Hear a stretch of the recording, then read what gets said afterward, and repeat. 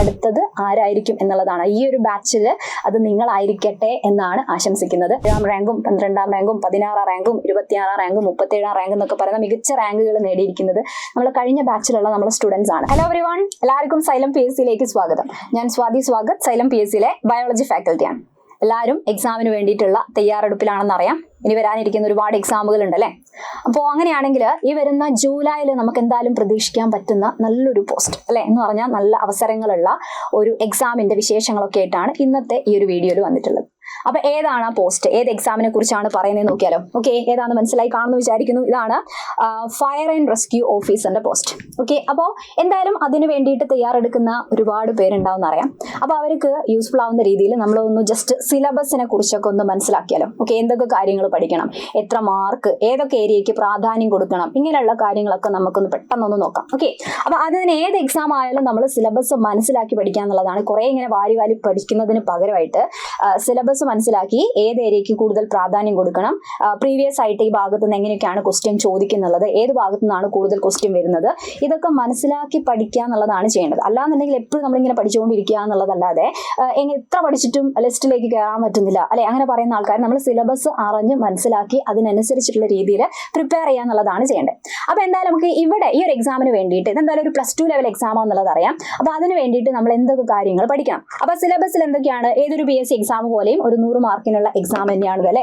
അപ്പൊ ഇവിടെ നോക്കി എന്തൊക്കെയുള്ളത്, എല്ലാ എക്സാം നോക്കിക്കഴിഞ്ഞാൽ നമ്മൾ പൊതുവിജ്ഞാനം അല്ലെ, ഇങ്ങനെയൊക്കെ തന്നെയാണ് എല്ലാത്തിലും കാണുന്നത്. പൊതുവിജ്ഞാനം അവിടെ നമുക്ക് കുറെ കാര്യങ്ങൾ പഠിക്കാം. ചരിത്രം അല്ലെ, നമ്മളെ ഹിസ്റ്ററി കാര്യങ്ങളൊക്കെ പഠിക്കണം. ഭൂമിശാസ്ത്രമുണ്ട്, ജോഗ്രഫി ഉണ്ട്, അതേപോലെ ധനതത്വശാസ്ത്രമുണ്ട്, ഭരണഘടന അല്ലെ. എല്ലാ എക്സാമിലും നമ്മളുള്ള ഏറ്റവും കൂടുതൽ ക്വസ്റ്റ്യൻ ഒക്കെ ചോദിക്കുന്നതും ചിലർക്കൊക്കെ പഠിച്ചെടുക്കാൻ കുറച്ച് ചിലപ്പോൾ പ്രയാസം തോന്നും. പക്ഷേ ഒരു കൃത്യമായിട്ടുള്ള ക്ലാസ്സും കാര്യങ്ങളൊക്കെ കിട്ടിക്കഴിഞ്ഞാൽ ഈ പറയുന്ന ഏത് ടോപ്പിക് ആണെങ്കിലും പഠിച്ചെടുക്കാം, പ്രത്യേകിച്ചും ഭരണഘടനയും കാര്യങ്ങളൊക്കെ അല്ലെ.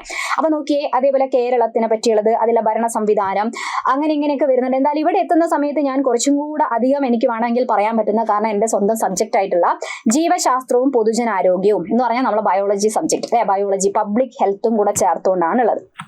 അപ്പൊ ഇതിനൊക്കെ മാർക്ക് എത്ര എന്നൊക്കെ കൊടുക്കുന്നുണ്ട് ഓരോന്നിനും. ഇവിടെ നിന്ന് 5 മാർക്കാണ്, ചരിത്രത്തിൽ നിന്ന് 5 മാർക്കാണ് ചോദിക്കുന്നത് അല്ലെ. ഭരണഘടന ഞാൻ പറഞ്ഞതുപോലെ 8 മാർക്കിനുള്ള ക്വസ്റ്റ്യൻസ് ആണ് ആ ഭാഗത്ത് നിന്ന് നമ്മൾ പ്രതീക്ഷിക്കാൻ പറ്റുന്നത്. അതേപോലെ നമ്മളെ ജീവശാസ്ത്രത്തിന്റെ കേസിലാണെങ്കിൽ 4 മാർക്ക്. അപ്പോൾ ഈ 4 മാർക്ക് 3 മാർക്ക് എന്ന് കാണുന്ന സമയത്ത് എന്നാ പിന്നെ അത് ഒഴിവാക്കാൻ ഒരിക്കലും ചിന്തിക്കരുത്. അപ്പൊ ആ മാർക്കിനെ കുറിച്ച് അല്ലാതെ കൃത്യമായിട്ട് കാര്യങ്ങൾ പഠിക്കാം. Okay, ready? യെസ്. പിന്നെ എന്താണ് ഫിസിക്സ് ഉണ്ട്, കെമിസ്ട്രി ഉണ്ട് അല്ലെ. അതേപോലെ കലാ, കായികം, സാഹിത്യം, സംസ്കാരം, അതേപോലെ ആനുകാലിക വിഷയങ്ങൾ, നമ്മളെ കറന്റ് അഫയേഴ്സ് കാര്യങ്ങളൊക്കെ ഉണ്ട്. പിന്നെ നമ്മളെ മാത്സ്, മെന്റൽ എബിലിറ്റി അല്ലെ, ഇങ്ങനെയുള്ള കുറേ കാര്യങ്ങൾ, ഇംഗ്ലീഷ് ഉണ്ട്, അതേപോലെ മലയാളം. ഇത്രയും കാര്യങ്ങളൊക്കെ നമ്മൾ പഠിച്ചെടുക്കണം. ഇനി അടുത്ത ലാസ്റ്റിലേക്ക് കൊടുത്തൊരു കാര്യത്തിലേക്ക് ഒന്നുകൂടെ നന്നായിട്ട് ഫോക്കസ് ചെയ്യുകയാണെങ്കിൽ ഇവിടെ എന്താ കൊടുത്തേ, സ്പെഷ്യൽ ടോപ്പിക് അല്ലെ. അപ്പൊ ചില എക്സാമുകൾക്ക് വേണ്ടിയിട്ട് മാത്രമായിട്ട് നമ്മൾ കാണുന്ന ഒരു സംഭവമാണ് സ്പെഷ്യൽ ടോപ്പിക് എന്ന് പറയുന്നത്. അപ്പൊ ഇതേപോലുള്ള എക്സാമുകൾക്ക്, ഇപ്പോൾ ഒരു +2 ലെവൽ എക്സാം, ഇതേപോലെ ഇപ്പോൾ ഈ പറഞ്ഞ പോലുള്ള എക്സാമുകൾക്കൊക്കെ ആണെങ്കിൽ ഒഴിവാക്കാൻ പറ്റാത്തൊരു കാര്യമാണ്. ഒരിക്കലും ഒഴിവാക്കി പഠിക്കണം എന്ന് ചിന്തിക്കുക പോലും ചെയ്യാത്തൊരു ഭാഗമാണ് ഇത്, നമ്മളെ സ്പെഷ്യൽ ടോപ്പിക്. ഇതിന് മാർക്കും നോക്കിയേ 20 മാർക്കാണ് അല്ലെ. അപ്പൊ ബാക്കിയുള്ളതെല്ലാം കൂടെ 80 മാർക്കും ഇവിടെയുള്ള 20 മാർക്കും കൂടെ ചേരുന്ന സമയത്താണ് ഈ ഒരു സിലബസ് പൂർണ്ണമാവുന്നത്. ഓക്കെ, അപ്പൊ അത്രയും പ്രാധാന്യം വരുന്ന സംഭവമാണ് സ്പെഷ്യൽ ടോപ്പിക്. റെഡി അല്ലേ? ക്ലിയർ? അപ്പൊ എന്തായാലും ആ സ്പെഷ്യൽ ടോപ്പിക്കിനെ കുറിച്ച് കൂടുതൽ കാര്യങ്ങളിലേക്ക് നമ്മൾ കടക്കാം. അതിനിടയിൽ എന്തായാലും ജീവശാസ്ത്രം എന്ന് പറയുന്നത് നമ്മളെ സ്വന്തം, അതിനെക്കുറിച്ച് കൂടുതൽ കാര്യങ്ങൾ പറയാൻ പറ്റുന്നത് കൊണ്ട് ജീവശാസ്ത്രത്തിൽ നമ്മൾ നോക്കേണ്ട കാര്യങ്ങൾ ഏതൊരു എക്സാമിൻ്റെതാണെങ്കിലും നമ്മൾ PSC ലെവലിലൊക്കെ ഒരുവിധം ഈ ഒരു രീതിയിൽ തന്നെയാണ് പഠിച്ചെടുക്കുക അല്ലെ. അപ്പോൾ എല്ലാം നോക്കിക്കഴിഞ്ഞാൽ മനുഷ്യ ശരീരത്തെക്കുറിച്ചുള്ള പൊതുവായ അറിവ്, മനുഷ്യ ശരീരം, ഹ്യൂമൻ ബോഡി എന്നുള്ള ഏത് ക്വസ്റ്റ്യൻസും ചോദിക്കാം. ഈ ഒരു ടോപ്പിക്ക് പഠിച്ചാലുള്ള ഉപയോഗം എന്താണെന്ന് വെച്ച് കഴിഞ്ഞാൽ, ഇവിടെ ഈ ഒരു ടോപ്പിക് ഇങ്ങനെയാണെങ്കിലും സ്പെഷ്യൽ ടോപ്പിക്ക് വരുമ്പോഴും അവിടെയും നിങ്ങൾക്ക് ഈ മനുഷ്യ ശരീരം എന്ന് പറയുന്ന ഒരു കാര്യം നല്ല വൃത്തിക്ക് പഠിച്ചാൽ, പ്രത്യേകിച്ചും ശ്വസന വ്യവസ്ഥ പോലെയുള്ള സാധനങ്ങളൊക്കെ പഠിച്ചാൽ ഈ കാര്യം തന്നെയാണ് നമ്മൾ സ്പെഷ്യൽ ടോപ്പിക്കിലും കുറെയൊക്കെ യൂസ്ഫുൾ ആയിട്ട് വരും. ഓക്കെ, രക്തത്തിനെ കുറിച്ച് പഠിക്കുന്നത്, അസ്ഥി, അതേപോലെ അവിടെ ഫസ്റ്റ് എയ്ഡ് കാര്യങ്ങളൊക്കെ വരുന്നുണ്ട് അല്ലെ. അപ്പൊ അതൊക്കെ സ്പെഷ്യൽ ടോപ്പിക്കിലും കൂടെ നമുക്ക് യൂസ്ഫുൾ ആവുന്ന ഒരു ഭാഗമാണ്. പിന്നെ എന്താ, ജീവകങ്ങളെ പറ്റി. ജീവകം എന്ന് പറഞ്ഞാൽ വിറ്റാമിനുകളാണ്, എല്ലാ എക്സാമിലും ചോദിക്കുന്നതാണ് അല്ലെ. വിറ്റാമിൻ, പലതരം വിറ്റാമിനുകൾ ഏതൊക്കെ, ജലത്തിൽ ലയിക്കുന്നത് ഏതൊക്കെ അല്ലെ, കൊഴുപ്പിൽ ലയിക്കുന്നത്, കൊഴുപ്പ് കേടാണ്, KEDA അല്ലെ. അതേപോലെ ജലത്തിൽ ലയിക്കുന്നത് B യും C യും. പിന്നെ അതിൻ്റെയൊക്കെ അപര്യാപ്തത രോഗങ്ങൾ രോഗങ്ങൾ. അപ്പൊ നമ്മളെപ്പോഴും ഇങ്ങനെ പഠിച്ചുകൊണ്ടിരിക്കുന്ന ഒരു ടോപ്പിക്കാണ് അല്ലെ. ബാച്ചസിലുള്ള ആൾക്കാർക്ക് അറിയാം, കൃത്യമായിട്ട് അവർ നല്ല പഠിച്ചെടുത്തിട്ടുണ്ട്. പിന്നെയാണ് രോഗങ്ങൾ. ഇതേപോലെ ഒഴിവാക്കാൻ പറ്റാത്തതാണ് സാംക്രമിക രോഗം. ഇങ്ങനെ ബാക്ടീരിയ ഉണ്ടാക്കുന്നത്, ഫംഗസ് ഉണ്ടാക്കുന്നത്, വൈറസ് ഉണ്ടാക്കുന്നത്, ഇങ്ങനെയുള്ള രോഗങ്ങളെ കുറിച്ച് നമ്മൾ പഠിക്കണം. പിന്നെ ആരോഗ്യക്ഷേമ പ്രവർത്തനം എന്ന് പറഞ്ഞാൽ കുറെ പദ്ധതികളാണ് അല്ലെ. പദ്ധതിന്റെ കാര്യങ്ങളൊക്കെ നമ്മൾ പഠിച്ചെടുക്കുന്നു. ജീവിതശൈലി രോഗങ്ങൾ, നമ്മളെ തെറ്റായ ജീവിതശൈലി കൊണ്ട് നമ്മൾ തന്നെ നമുക്ക് ഉണ്ടാക്കിയെടുക്കുന്ന രോഗങ്ങൾ എന്ന് പറയാം അല്ലെ. ലൈഫ് സ്റ്റൈൽ ഡിസീസുകളാണ് പ്രമേഹം, രക്തസമ്മർദ്ദം, ഫാറ്റി ലിവർ അല്ലെ. അങ്ങനെയുള്ള ജീവിതശൈലി രോഗങ്ങളെ പറ്റിയുള്ള കാര്യങ്ങൾ മനസ്സിലാക്കണം. അപ്പൊ ജീവിതശൈലി എന്ന് പറയുമ്പോൾ ചിലപ്പോൾ നിങ്ങൾ അമൃതം ആരോഗ്യം അല്ലെ പദ്ധതി എപ്പോഴും ചോദിക്കുന്ന ക്വസ്റ്റ്യൻ ആണ്. അതേപോലെ ശൈലി ആപ്പ് എന്ന് പറയുന്ന ആപ്പ്, ഇങ്ങനെയുള്ള കുറെ കാര്യങ്ങളുണ്ട് പഠിച്ചെടുക്കാൻ. ആ കാര്യങ്ങളൊക്കെയാണ് അവിടെ വരെ. ഒരു നല്ലൊരു സിമ്പിൾ ടോപ്പിക്കാണ് അതൊക്കെ പഠിച്ചു കഴിഞ്ഞാൽ. ഓക്കെ, ഇനി അടുത്തത് അടിസ്ഥാന ആരോഗ്യ വിജ്ഞാനം, ബേസിക് ഹെൽത്ത് ഫാക്ട് എന്ന് പറഞ്ഞാൽ നമ്മൾ ആരോഗ്യത്തിന് വേണ്ടിയിട്ട് നമ്മൾ അറിഞ്ഞിരിക്കേണ്ട പ്രധാന കാര്യം. ഏതൊക്കെ പോഷക ഘടകം, കാർബോഹൈഡ്രേറ്റ് അടങ്ങിയത്, പ്രോട്ടീൻ അല്ലെ, കൊഴുപ്പ്, ഇതിന്റെയൊക്കെ പ്രാധാന്യം, ഇതൊക്കെ കൂടിയാലും കുറഞ്ഞാലും ഉള്ള പ്രശ്നങ്ങളെ പറ്റി പഠിക്കുക അല്ലെ. അങ്ങനെയുള്ള ബേസിക് ആയിട്ടുള്ള ഹെൽത്ത് ഫാക്ട്, നമ്മൾ ബോഡി മാസ് ഇൻഡെക്സിനെ പറ്റിയൊക്കെ പഠിച്ചിരിക്കണം. അതൊക്കെ വരുന്നൊരു കാര്യമാണ് ഇവിടെ. പിന്നെ പരിസ്ഥിതി എന്ന് പറയുന്ന അത്യാവശ്യം വൈഡായിട്ടുള്ള ഒരു ടോപ്പിക്കാണ്. പരിസ്ഥിതിനെ കുറിച്ച് പഠിക്കുന്നു, ആവാസ വ്യവസ്ഥ, ഇങ്ങനെയുള്ള കാര്യങ്ങൾ പഠിക്കുക. പിന്നെ പരിസ്ഥിതി പ്രശ്നം എന്ന് പറഞ്ഞാൽ ഏറ്റവും പ്രധാന പ്രശ്നമാണ് മലിനീകരണം. അപ്പൊ വായു മലിനീകരണവുമായി ബന്ധപ്പെട്ട കാര്യങ്ങൾ, ജലമലിനീകരണം, ഈ ഭാഗമൊക്കെ പ്രത്യേകിച്ച് ഒരു higher secondary level direct connected ആയിട്ടുള്ള ഒരു ടോപ്പിക്കും കൂടിയാണ് ഇതൊക്കെ. അപ്പൊ ഇവിടെ നിന്നൊക്കെ എപ്പോഴും കൂടുതൽ ക്വസ്റ്റ്യൻസ് ഒക്കെ വരുന്ന ഒരു ഭാഗമാണ് പരിസ്ഥിതി എന്നൊക്കെ പറയുന്നത്. ഒരു സ്റ്റാൻഡേർഡ് ടോപ്പിക്കാണ്, നന്നായിട്ട് ഒഴിവാക്കാതെ നമ്മൾ പഠിക്കേണ്ട സാധനമാണ്. എല്ലാം പഠിക്കുക എന്നുള്ളത് തന്നെയാണ്, എന്നാൽ എടുത്ത് പറഞ്ഞു എന്നല്ലോ കേട്ടോ. ക്വസ്റ്റ്യൻ വരുന്ന രീതി വെച്ചിട്ട് എടുത്ത് പറഞ്ഞു എന്നല്ലോ. റെഡി? അപ്പൊ ഇത്രയൊക്കെയാണ് ബയോളജി ഭാഗം. ബയോളജി ഭാഗം മാത്രമേ ഞാൻ എടുത്ത് പറഞ്ഞുള്ളൂ കേട്ടോ. മറ്റുള്ള കാര്യങ്ങളൊക്കെ നമ്മൾ സിലബസിൽ ഇവിടെ ജസ്റ്റ് നമ്മൾ കണ്ടതാണ്. ഇനി നമ്മൾ പറഞ്ഞ ഇവിടെ ലാസ്റ്റ് 20 മാർക്കിനുള്ള നമ്മളെ സ്പെഷ്യൽ ടോപ്പിക്കിനെ കുറിച്ചാണ് അല്ലെ. അത് കുറച്ചും കൂടി ഡീറ്റെയിൽ ആയിട്ട് തന്നെ നമുക്ക് നോക്കാം. സിലബസ് എന്ന് പറയുന്ന എന്തൊക്കെ കാര്യങ്ങൾ. ആ 20 മാർക്കിനെ വീണ്ടും സ്പ്ലിറ്റ് ചെയ്യാണ്. 9 മാർക്കിനുള്ള ഫയർ എന്ന് പറയുന്ന ഒരു ടോപ്പിക് ആക്കി മാറ്റിയിട്ടുണ്ട്. അതേപോലെ 9 മാർക്കിനുള്ള ഫസ്റ്റ് എയ്ഡ് കൊടുത്തിട്ടുണ്ട്.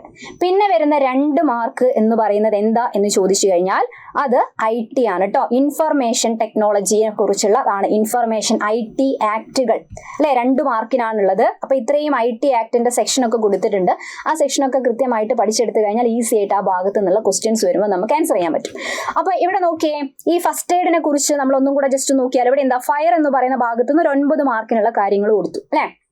പിന്നെ കണ്ടില്ലേ ഫസ്റ്റ് എയ്ഡ് എന്ന് പറഞ്ഞിട്ട് ഇവിടെ നിങ്ങൾക്ക് നോക്കിക്കഴിഞ്ഞാൽ അറിയാം. ഇവിടെ കണ്ടോ നമ്മളെ ഹ്യൂമൻ ബോഡി കാര്യങ്ങൾ. ഇപ്പൊ നമ്മൾ ഈ ഒരു പോസ്റ്റിലേക്ക് വരുന്ന ആൾക്കാർ, ഫയർ ആൻഡ് റെസ്ക്യൂ എന്ന് പറയുന്ന ആൾക്കാർ ഏറ്റവും കൂടുതൽ ഫോക്കസ് ചെയ്യുന്ന ഒരു കാര്യമാണ് അല്ലെ. ഒരു ജീവൻ രക്ഷിക്കുക എന്ന് പറയുന്ന സമയത്ത് ഫസ്റ്റ് എയ്ഡ് കൊടുക്കേണ്ട സാഹചര്യം. അപ്പൊ അവർ മാത്രമല്ല, നമ്മൾ ഏതൊരാളാണെങ്കിലും അറിഞ്ഞിരിക്കേണ്ട കുറച്ച് ഫസ്റ്റ് എയ്ഡും കാര്യം. ഇന്നത്തെ കാലത്തൊക്കെ നമ്മൾ CPR കൊടുക്കുക എന്ന് പറയുന്ന കാര്യമൊക്കെ കുറച്ചും കൂടി ഇങ്ങനെ കേട്ട് ഫെമിലിയർ ആയി വരിക അല്ലെ. പെട്ടെന്ന് ഇങ്ങനെ ഹാർട്ടൊക്കെ സ്റ്റോപ്പായി പോകുന്ന അവസരങ്ങളിൽ CPR കൊടുക്കാൻ അറിയുന്ന ഒരാളൊക്കെ അടുത്തുണ്ടെങ്കിൽ എന്ത് ചെയ്യുക, അവരെ ജീവൻ രക്ഷിക്കാൻ പറ്റുന്ന ഒരു സാഹചര്യമാണ്. അപ്പൊ തീപ്പൊള്ളൽ പറ്റുന്ന സാഹചര്യത്തിൽ എന്ത് ചെയ്യണം, ഇനി നമുക്കിങ്ങനെ മറ്റുള്ള പരിക്കുകൾ, ഫ്രാക്ചർ ആണെങ്കിലോ അതൊക്കെ പറ്റുന്ന സമയത്ത് എന്തൊക്കെ ചെയ്യണം എന്നുള്ളത് കൃത്യമായിട്ട് അറിഞ്ഞിട്ടാണ് ചെയ്യാൻ പറ്റുക.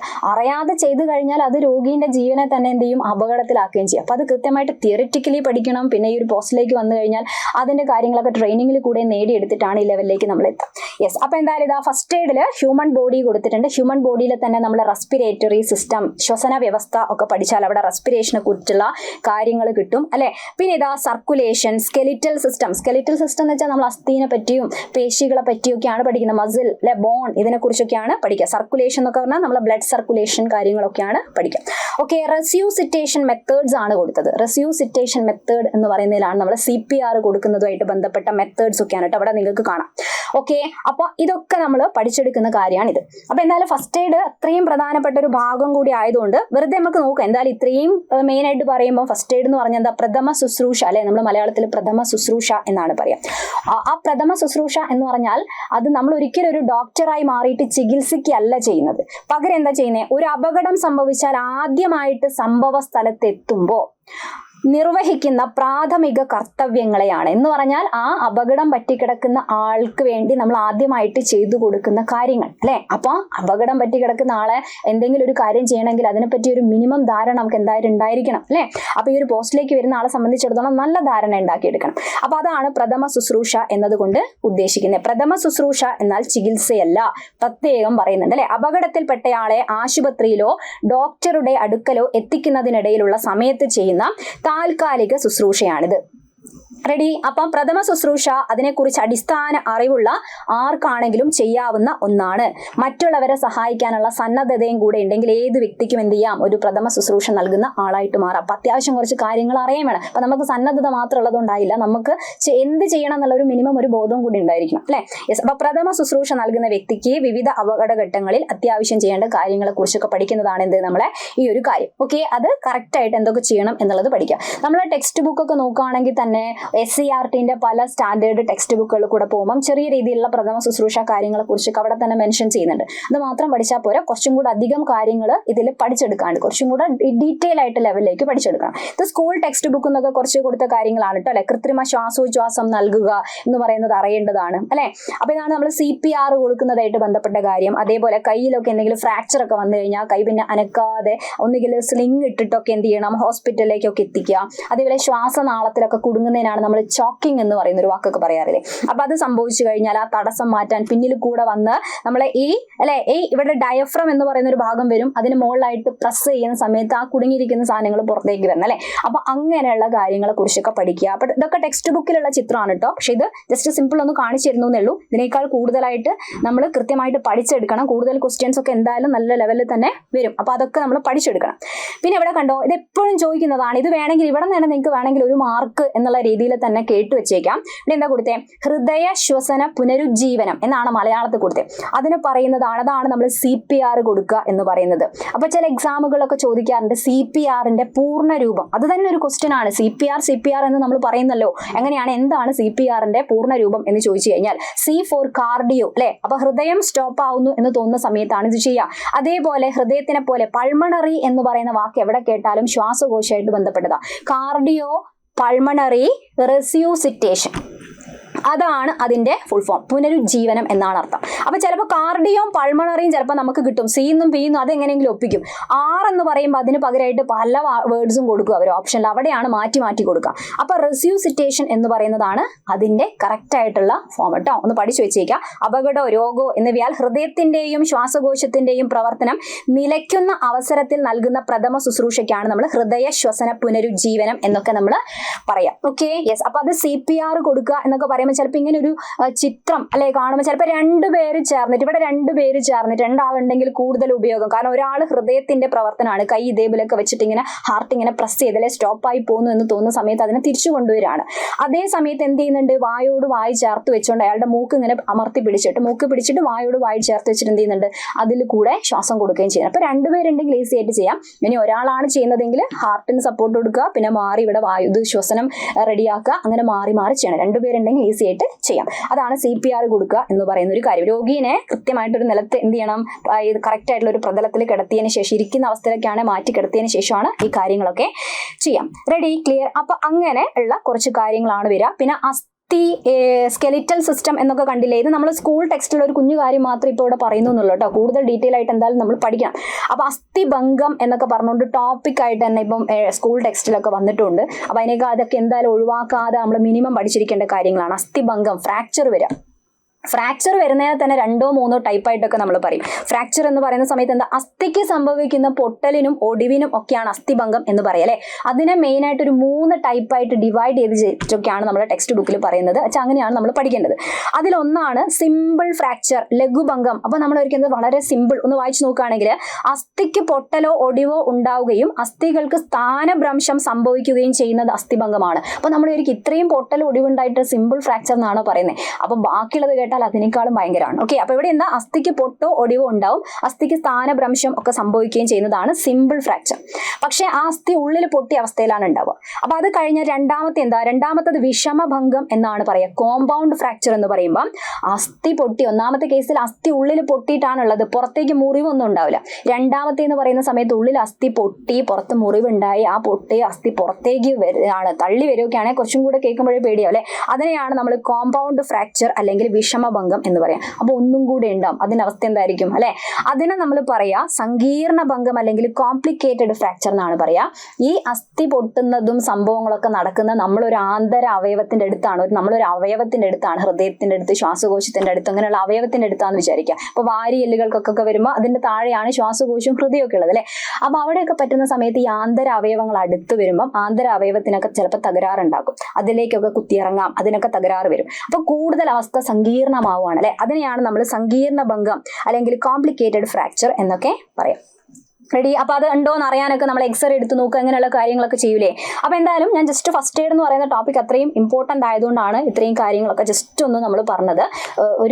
ഒരു മെയിൻ കാര്യങ്ങൾ മാത്രം ജസ്റ്റ് ഒന്ന് സ്കൂൾ ടെക്സ്റ്റുകൾ അത് കാണിച്ചു തന്നേ ഉള്ളൂ. പക്ഷെ ഇതിനേക്കാൾ വളരെ ഡീറ്റെയിൽ ആയിട്ട് തന്നെ നമ്മൾ എന്തായാലും പഠിച്ചെടുക്കണം.